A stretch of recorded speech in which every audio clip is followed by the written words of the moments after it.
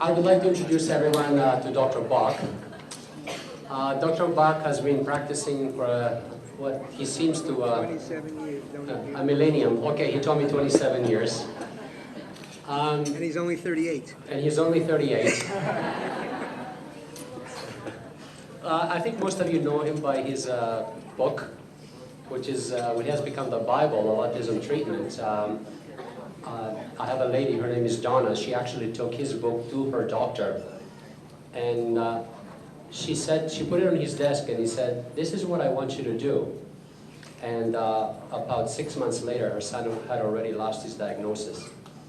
Now, it does happen. I know it sounds improbable, but it does happen, and it happens more often than you think. Dr. Bock, probably, at least to me, is the most brilliant damn doctor. Not because he's standing behind me and his legs are long enough. I really mean this. Totally, because I'm right behind him. What else are you going to say? No, I have seen many damn doctors work with kids, but from the United States, and they're all good. They all have their own way of going about things, but quite frankly, none of them, absolutely none, can match Dr. Bock's recovery rate. Now, I know that each one of you wish that you had him as your physician, but in actuality, you do have some good doctors here in Singapore, and very caring people. Once Dr. Bock is gone, you still need to go back to them, of course. This conference is mostly to provide you with as much information as possible and to also give you hope.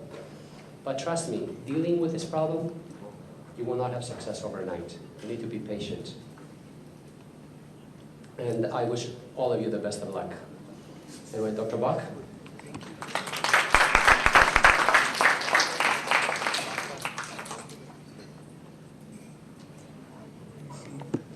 Tell me, is that good? Good? Ryan? Perfect, thank you. Put this in, hold on. There's some electronic transfers here. Okay, so it's good. We have 3 hours, I think. And I think what we'll try to do is,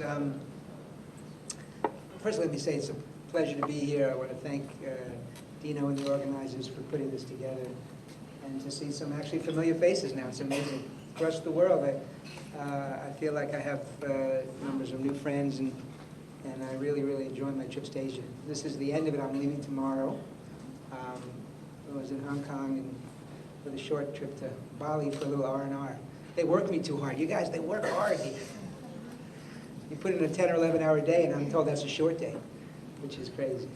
But today what I'm going to talk to you about is not just autism, but what my book was about, healing the new childhood epidemics, and the commonalities and the links between autism, ADHD, or attention deficit hyperactivity disorder, asthma, and allergies.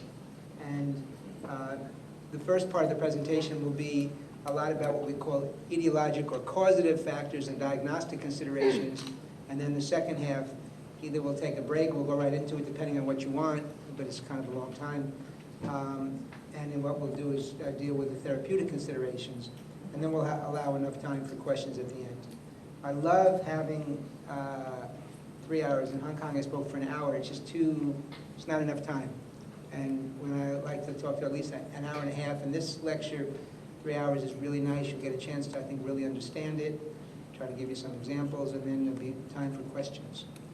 Now, hopefully all of you do understand and speak English, because I will be speaking in English. You don't want me to try Cantonese, Mandarin, or anything else, because I'll be in trouble. I will try to speak slowly. I'm from New York. In New York, we're known to speak very fast, but I think I've honed that down as I've lectured over the years. So, and I will try to speak even a bit slower for those of you who may have a little difficulty. If you want more information, at the bottom of the slide there is my website, Rhinebeck Health. Rhinebeck is RHINEBECK health.com, and there are some information and some little snippets of videos and some things that have been written. So if you want to look on there, you can find some more information. Okay. All right. So this is just to start. Do I have a pointer or no? Is there any? No. Do you know, is there any pointer? Because I do have one home. Let me shut my phone off here so I don't have any. I have to go in my bag then probably, because I like to have a pointer to show you. Do you have one, Betty?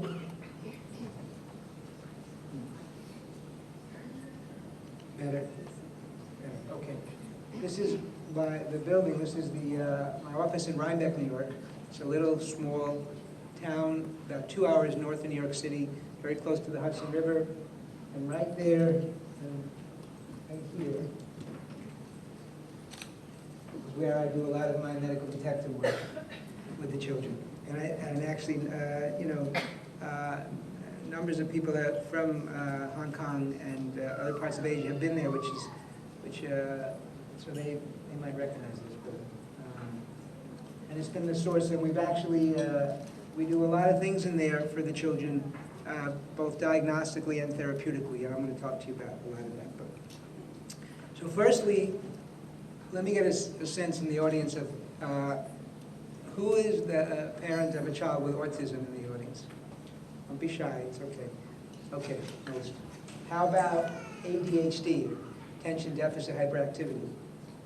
No, there's many. Okay, what about asthma and allergies? Expect most, yeah, okay. That's what usually happens, that there's an overlap in these conditions. Certainly in these audiences, most of the children have autism, but there's a large overlap. I think with ADHD, a lot of your children may have it but don't get the diagnosis, because you'll see later on some of the slides, once you have PDD or autism, that trumps the ADHD diagnosis, but the kids are still hyper and impulsive and inattentive, so they really have it even though they don't get called it. And certainly some have asthma, I think especially in Hong Kong, which is a much more toxic environment, I think, in terms of pollutants and things. And allergies affect so many children.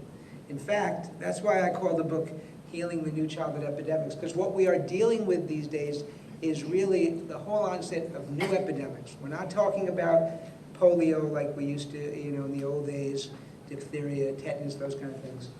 But we're talking about the new epidemics. They're not only the 4 A's, but it's also childhood obesity, childhood diabetes, childhood cancer.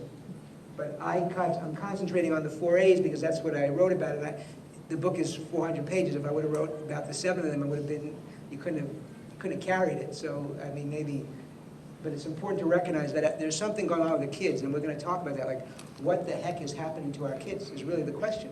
I mean, you don't have to be a rocket scientist to look around when you see that this is from the CDC, this is from a government website, except the first statistic, which is a government website says 1 in 100, but 1 in 91 children. This is the U.S. I don't know the figures in Singapore, Hong Kong exactly, but I'm sure they're quite high as well.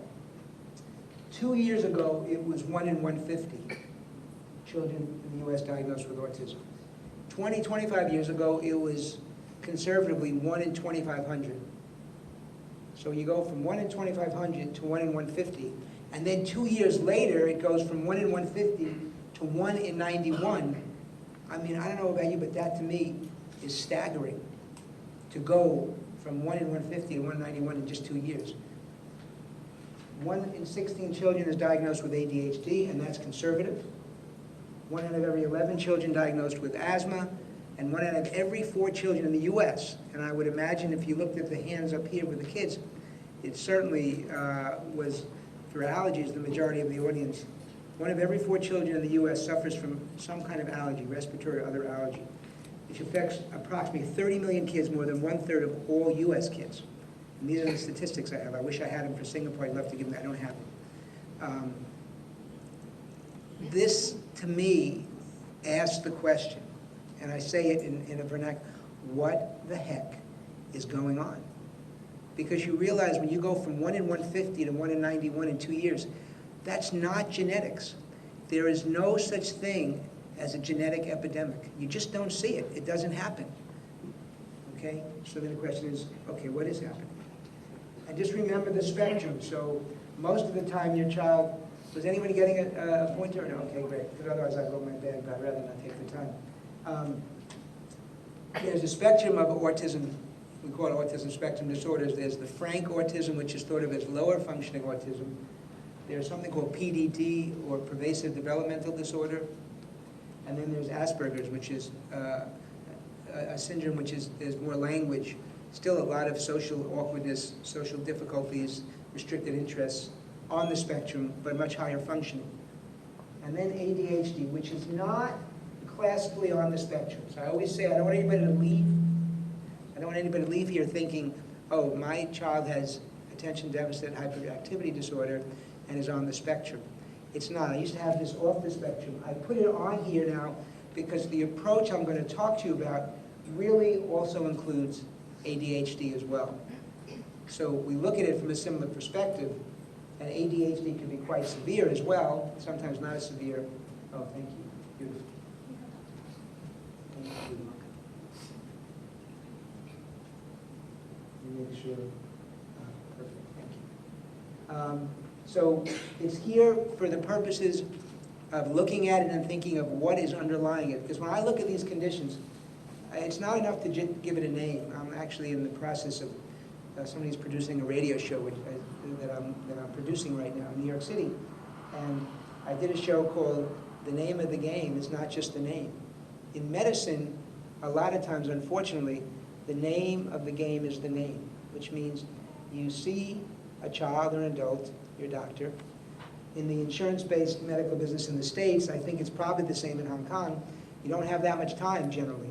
So you see somebody, you try to figure out what they have pretty quickly, you give it a name, and then you give it a drug, or you suggest surgery.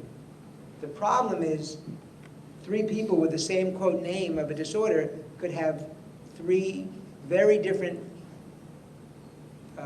constellation of factors that are contributing to the same, quote, disorder, or what looks like the same thing. So it's way beyond the name.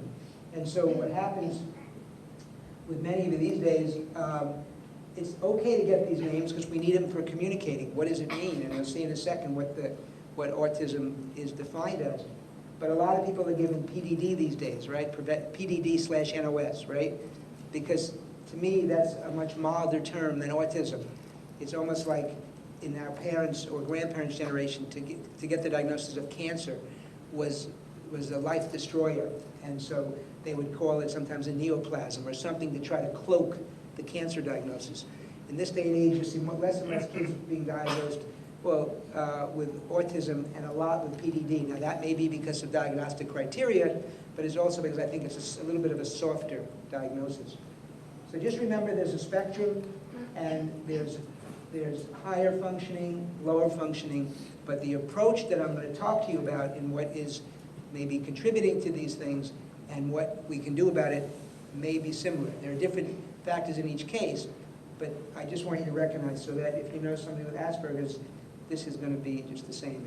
And just because Asperger's was not the 5th A. I've had people come up to me and say, Dr. Bock, why'd you call it the 4A's? What about the 5th A? Some would say that was Asperger's. I've had some people actually say the 5th A, what about Alzheimer's? And the reality is, Alzheimer's is in a lot of ways the adult equivalent of autism. There are a lot of similarities under the scenes. And that's what I want to talk to you about, what may be lying under the scenes. So we diagnose autism and